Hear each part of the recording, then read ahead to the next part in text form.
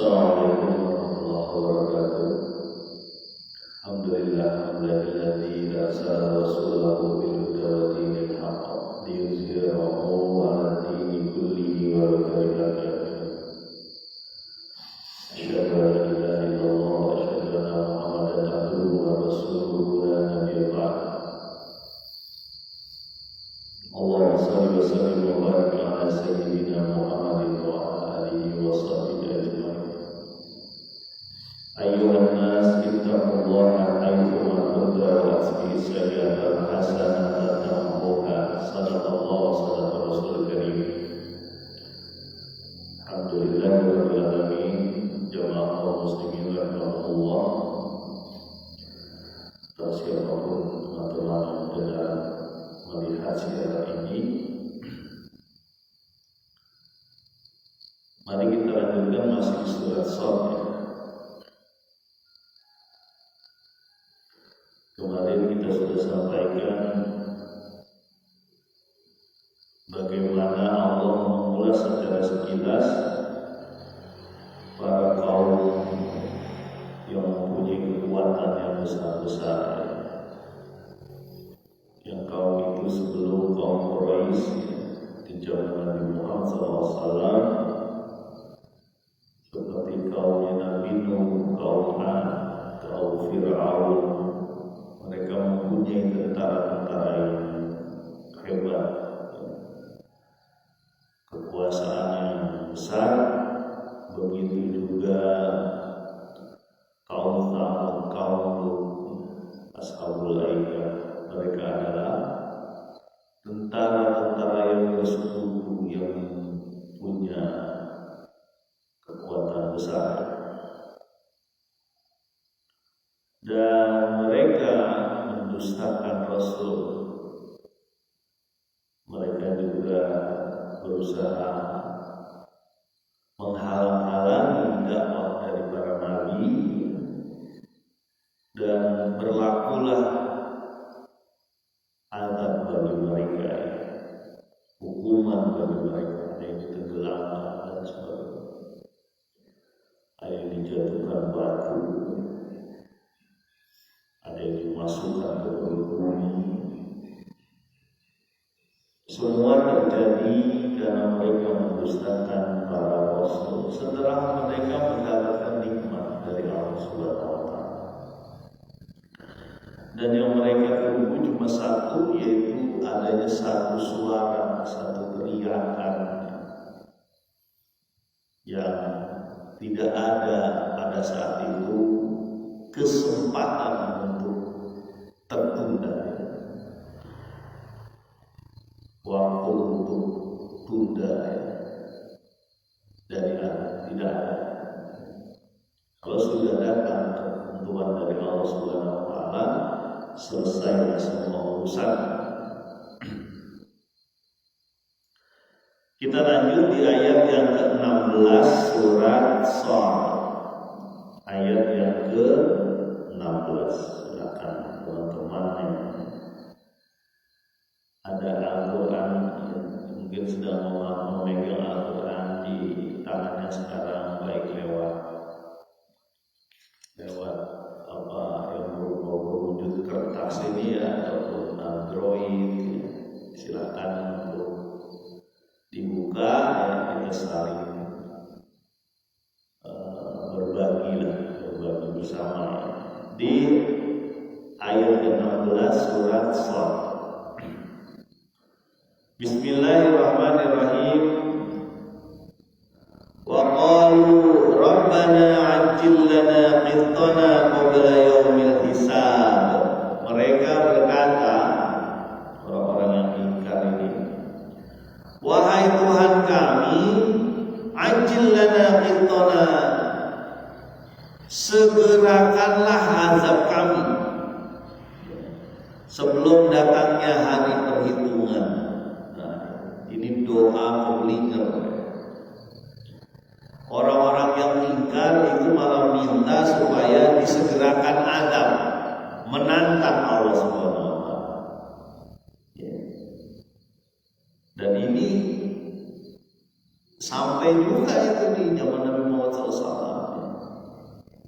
Bahkan ada salah satu tokoh itu ya waktu dinyatakan penjaga neraka itu ada 19 malaikat, mereka bilang malah yang 18 saya yang hajar, kamu yang satu aja biar saya begitu. Ya. Jadi waktu disampaikan bahwa penjaga malaikat penjaga neraka itu ada 19, dia bilang yang 19 saya hajar, satu aja kamu yang hajar bareng-bareng. Sampai nantang.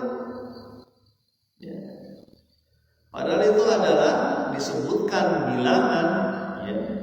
Itu bagian dari ujian. Ya. Tapi mereka malah menantang. Dan model-model manusia seperti ini yang menantang dosa, menantang azab, membuat dosa, menantang azab, menantang Allah, itu selalu ada. Ya. Karena beranggapan bahwa itu mah goib, kalau udah mati aja, nggak mungkin tulang belulang menjadi manusia lagi. Lalu diminta pertanggungjawabannya, nggak mungkin. Ya.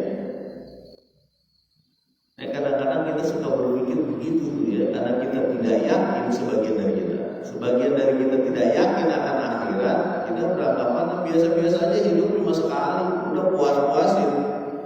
Kelapa muda, parut-parutin, sudah tua tinggal ampasnya. Waktu muda puas-puasin, sudah tua tinggal batoknya. Kalau begitu mah susah ya. Kalau orang berpikir kayak gitu susah untuk maju. Kenapa? Karena dia cuma pemikirannya di dunia aja. Dia nggak yakin bahwa ketika tulang-tulang sudah hancur, lebur, lalu disusun lagi oleh Allah. Pasti hancur lah, buktinya bahwa kita nggak ada tuh yang hidup lagi. Coba kita perhatikan ini. Kita coba balik ke sana. Kita percaya nggak kita ada di dunia ini? Percaya? Pasti jawaban percaya. Kita percaya nggak bahwa kita hidup? Percaya. Terus dari mana kita hidup? Kenapa Anda percaya keluar dari rahim ibu Anda? Selesai. Keluar dari rahim ibu Anda, ya. Anda percaya bahwa hidup. Sebelumnya Anda apa? Apa Anda itu? Dari mimani yumna, dari tetes mani yang hina yang tertumpah. Kalau nggak ada begitu nggak bisa. Ya. Jadi dari yang tidak ada kita ini, jadi gampang saja akan Allah adakan lagi. Ya, seperti contohnya padang rumput yang kering kerontang, ya. Sampai nggak ada sama sekali, kering. Ketika Allah turunkan waj'alna minal ma', kami jadikan dari air, min kulli hayyin sayy, sesuatu yang hidup tumbuh itu ketika diturunkan air dari atas, apa saja keluar akhirnya dari situ. Ya, sebenarnya orang-orang di pedesaan itu lebih memahami ya, peristiwa kebangkitan itu dari apa? Dari rumput yang kering, lalu ada lagi ketika ada air. Lebih memahami sebenarnya, lebih mudah. Kalau orang kota pusingnya. Ya. Tapi ya semuanya sebenarnya ada di kehidupan kita. Wa fi anfusikum ayat. Dalam diri kita pun ada ayat-ayat kekuasaan Allah. Nggak sanggup kita kontrol jantung.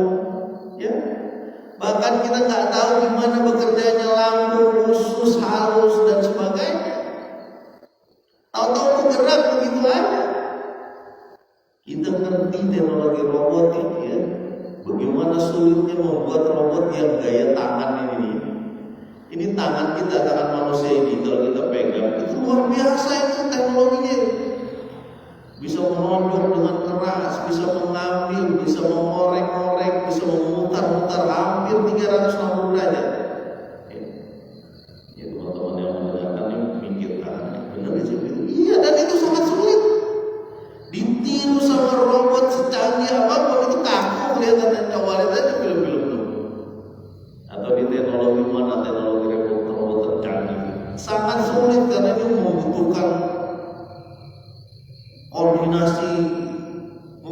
jutaan searaf. Ya, begitu pun mata kita yang mampu menembus 80 km ya, penglihatan. Ya. Ada satu penelitian gitu ya. Jadi mata kita itu kalau kita naik di atas bukit atau gunung ya, kemudian seluruhnya gelap sama sekali gelap pekat. Ada yang menyalakan korek api di 80 km, kita bisa lihat. Ya, cahaya itu tembus sampai ke mata. Jadi wa fi anfusikum ayat, di dalam tubuh kita pun ada itu ayat-ayat Allah. Ya, namanya ayat kauniyah ya. Ada dua ayat Allah, tanda-tanda kekuasaan Allah ada dua. Kita sering ingatkan ini. Yang pertama ayatul kauniyah, ayat-ayat di kaun di alam ini. Yang kedua ayatul qauliyah, ayat yang ada yang disampaikan lewat qaul, perkataan itu Allah. Ada dua. Jadi kita mengenal Allah itu dengan dua. Salah satunya dengan cara memahami dua hal ini, mengenal Allah di ayat kauniyah dan di ayat qauliyah. Bagi orang-orang yang ingkar, dia nggak mau tahu. Ya, dia ada di dunia, ya saya tahu udah ada di ibu kita, gitu, di rahim ibu kita. Dia nggak tahu dari mana. Dia yakin pada penciptaan pertama, dia tidak yakin dengan penciptaan lanjutan. Bahwa dia akan dibangkitkan lagi oleh Allah Subhanahu wa taala. Akan ditanya one by one, satu-satu. Ya. Kulukum mas'ulun kulukum ra'in wa kulukum mas'ulun ar-ra'iyati. Semua kamu adalah pemimpin. Pertama pemimpin pada dirinya sendiri, pemimpin keluarga dan sebagainya. Wa kulukum mas'ulun ar-ra'iyati, dan setiap kamu akan ditanya oleh Allah terhadap apa yang menjadi tanggung jawabnya, termasuk diri kita. Emang enak aja itu ya, kalau kita nggak ada akhirat ini, kalau tidak ada akhirat ini logika saja. Ini logika saja. Saya ambil dari ceramahnya Zakir Naik kalau nggak salah ya. Kalau ada ya, orang yang membunuh 100 orang, 100 orang dibunuh. Ketika Anda menjadi anaknya salah satu orang yang dibunuh, kalau ketemu dengan pembunuhnya, apa yang Anda lakukan? Anda bunuh kan? Kalau perlu Anda bunuh, Anda siksa dan sebagainya. Sesuai, baru dendamnya terpuaskan. Oke. Pasti itu. Logika kita pasti itu. Bapak kita dibunuh di depan mata kita, ya misalnya. Ya. Lalu kita ketemu dengan pembunuhnya di satu saat, pasti kita bunuh kan? Dia membunuh orang tua kita. Nah, oke lah, misalnya terjadi pembunuhan itu dua, terbalaskan satu dendam. 99 lagi di mana? Mereka juga pengen membunuh orang itu begitu. Ada 99 lagi di belakangnya tuh yang pengen membunuh. Lalu selesai begitu saja. Nah, itulah fungsinya akhirat. Ada pengadilan bahwa sesuatu itu akan dihitung detil. Dia melakukan kesalahan apa, perbuatan apa, dihitung di akhirat. Ya, itulah salah satu. Nah, kembali lagi ke ayat ini. Wa qalu rabbana ajjil lana qittana qabla yaumil hisab. Mereka berkata, ya orang-orang yang ingkar ini, wahai Tuhan kami, doanya doa pelingkar, cepetin azab buat kami. Ya, menantang Rasul dengan cara apa? Cepetin tuh azab sebelum nanti ada hari perhitungan nanti. Cepetin aja sekarang, nantang, masya Allah. Mudah-mudahan kita nggak begitu ya. Nauzubillah. Nah, Al-Quran setelah itu membiarkan perilaku orang-orang, ya, membiarkan apa? Artinya sudahlah ya Rasul, biarin dulu mereka. Ya, kan pasti yang nama tekanan itu ada terus ya pada Rasul, pasti itu. Mana buktinya azab Tuhan Anda mau ngomong wae gitu kan? Hanya omong doang. Mana buktinya ada? Ya. Dia lupa ya, bahwa pada saat itu ya, kaum Quraisy itu diberi penangguhan azab. Supaya apa? Supaya dia mengikuti Rasulullah. Dan tidak terjadi itu penghancuran kaum Quraisy sampai rata pada saat itu. Dalam satu hadis, Nabi itu pernah dikatakan, Nabi pernah berdoa. Hadis ini sahih. Saya lupa tapi ini riwayatnya siapa? Ibnu Hibban atau Al-Bukhari. Nabi pernah berdoa untuk kepada Allah supaya umatnya itu tidak diberikan azab-azab. Pertama, azab timpaan batu dari atas. Yang kedua, azab ditenggelamkan. Yang ketiga, azab karena banyaknya golongan-golongan kaum muslimin, ya. Golongan-golongan kaum muslimin. Maksudnya ada perpecahan dan sebagainya. Ada satu lagi saya lupa. Nah, Allah mengabulkan yang dua, ya, yang ditimpa batu dan ditenggelamkan secara umum sampai habis, itu maksudnya ya, seperti beberapa kaum yang disebutkan dalam Al-Quran, hancur lebur. Yang kedua, ditenggelamkan seperti Fir'aun atau Qarun.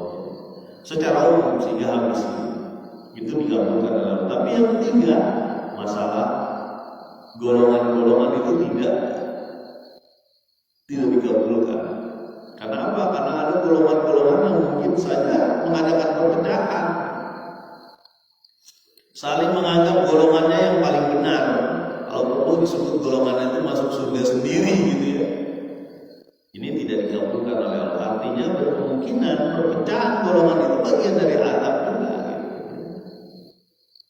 Golongan bukan tidak boleh, bergolong-golongan boleh lah. Punya hak kita untuk berkumpul dengan siapapun ya.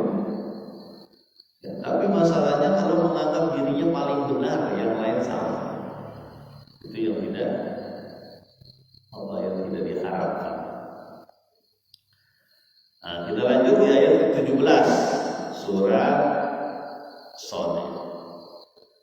Jamaah kaum muslimin, jamaah Masjid An-Nur ya, istrikan dan siapa teman-teman. Mungkin yang dijelaskan juga dari ini. Ayat 17 surat Shad. Isbir ala ma yaqulun wadhkur abdana Dawud dzal 'ain innahu awwab. Bersabarlah terhadap apa yang mereka katakan, yaqul, dan ingatlah pada salah satu hamba kami yang bernama Daud, ya. David kalau bahasa Barat itu David. Zal-Ain, yang mempunyai kekuatan. Sesungguhnya dia adalah orang-orang yang taat. Nah, di ayat ini Allah menyatakan, memerintahkan kepada Nabi Muhammad SAW untuk isbir. Isbiru wa sabiru wa rabitu, ya. Sabarlah engkau terhadap apa? Ya, ala ma yaqulu, terhadap apa yang mereka katakan. Siapa itu? Ya, orang-orang Quraisy yang ingkar pada saat itu. Termasuk siapa saja yang menghendaki jalan Allah ini bengkok, menghendaki jalan menuju Allah itu terhalang. Karena mereka juga berkata-kata dengan banyak cara. Ya. Sampai kemarin ada cerita ya, pakai kerudung itu manusia gurun, alhamdulillah. Orang sampai ngomong kayak gitu, coba di negeri yang sekian persen penduduknya mayoritas itu orang yang memakai kerudung. Ya. Ada orang-orang tuh yang membuat kata-kata demikian, ditulislah di medsos, disampaikan dan sebagainya. Nabi Muhammad SAW diperintahkan untuk bersabar terhadap kata-kata yang dibuat, yang pasti menyakitkan hati. Ya, iyalah, gimana enggak disebut majnun, gila, Muhammad itu gila, disebut kahir, dukun. Ya. Walaupun mereka sendiri nggak yakin bahwa Muhammad gila. Kalau orang gila nggak kayak gitu. Kalau dukun kita tahu lah, nyiapin buhul-buhul gitu ya, ada tali-tali macam-macam lah. Kalau syair dia tahu bahwa bagaimana syair itu ada gitu. Ya. Makanya yang lebih dekat itu dia disebut Muhammad penyihir, kemarin sudah sampai. Tapi sihir juga nggak mungkin. Masa innallaha ya'muru bil adli wal ihsan wa ita'i dzil qurba wa yanha 'anil fahsya'i wal munkar. Masa sihir ngomong begitu kan nggak masuk akal. Apa sesungguhnya Allah memerintahkan keadilan dan ihsan kebaikan. Wa ita'i dzil qurba wa yanha 'anil fahsya'i wal munkar, menyantuni orang-orang karib kerabat, mencegah kemungkaran. Ya. Masa sihir bisa begitu? Nggak masuk akal. Ya. Ini agama yang sesuai dengan fitrah manusia. Makanya disebut tidak disukai raja-raja. Raja-raja nggak suka dengan Islam. Kenapa? Karena Islam membuat semua orang rata sama, tidak ada perbedaan. Ya. Salah satunya itu tidak ada perbedaan. Dan Islam itu menggariskan keturunan dengan jelas. Tidak boleh zina, dihalalkan nikah. Ya. Dan itu jelas, nikah juga harus ada saksinya, harus ada orang yang mewalikannya, harus ada orang-orang yang melihatnya bahwa ini pernikahan, bukan perzinahan. Islam itu begitu, dan Islam tegas ya.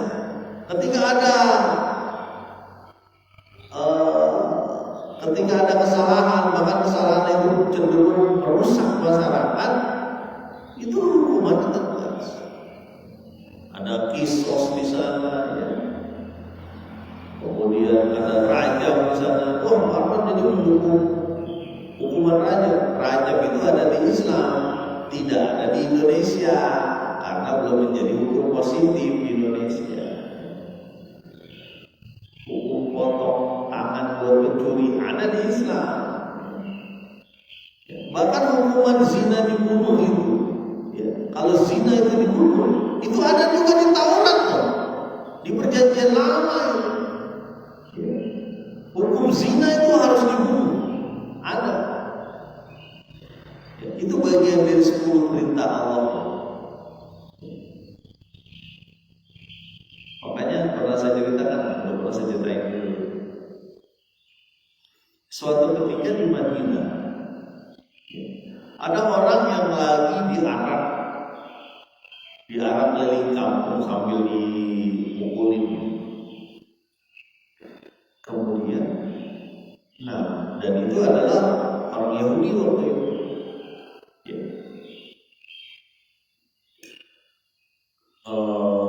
Orang ini, kemudian Nabi SAW itu bertanya, kenapa orang itu digituin gitu? Kelompok kamu itu yang orang tersebut kenapa diarah, kemudian dipukulin gitu?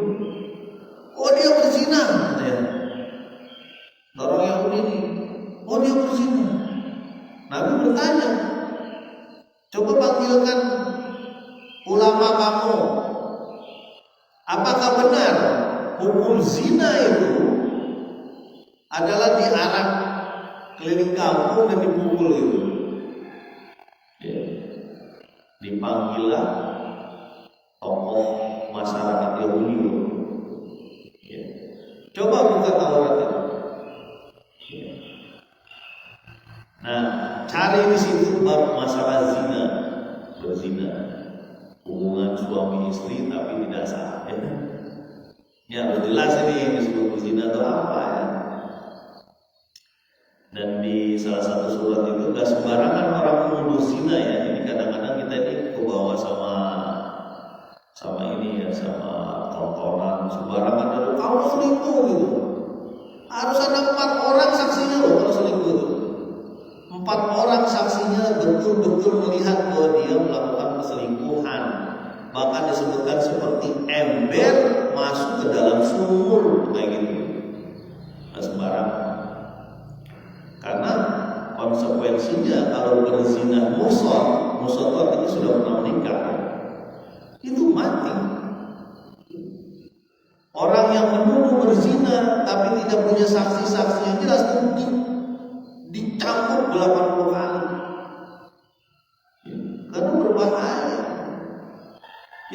ada kan gampang aja begitu. Oh selingkuh kamu tuh gitu.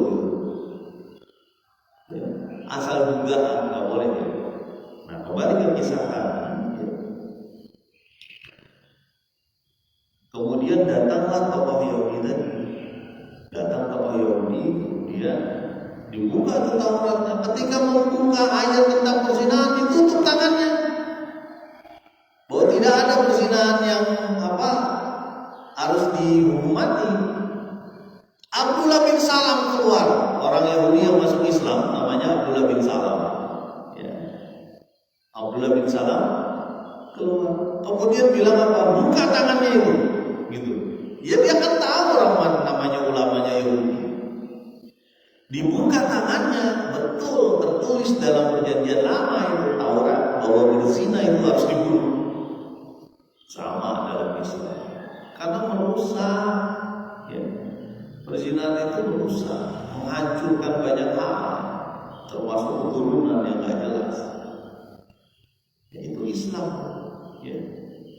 Islam itu sama dari zaman Nabi Adam sampai sekarang, sampai akan datang sama. Jadi nggak ada cerita-cerita.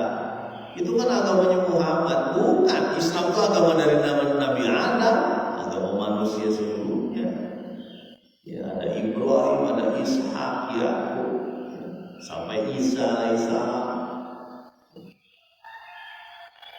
Nah, jadi kembali ke ayat ini, ayat ke-17. Isbir ala ma yaqulun, bersabarlah engkau ya Muhammad terhadap apa yang mereka katakan. Ya. Wazkur abdana Dawud dzal aib, ingatlah terhadap orang salah satu hamba kami yang mempunyai kekuatan hebat. Siapa? Daud. Innahu awwab, bahwa dia adalah orang-orang yang taat kepada Allah.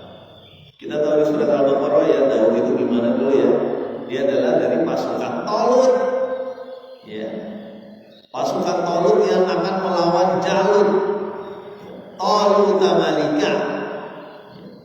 Ada ujian-ujiannya itu untuk mencapai menjadi pasukan Talut itu banyak ujiannya. Salah satu ujiannya adalah ketika jalan di tengah padang pasir yang demikian berat, ada sungai.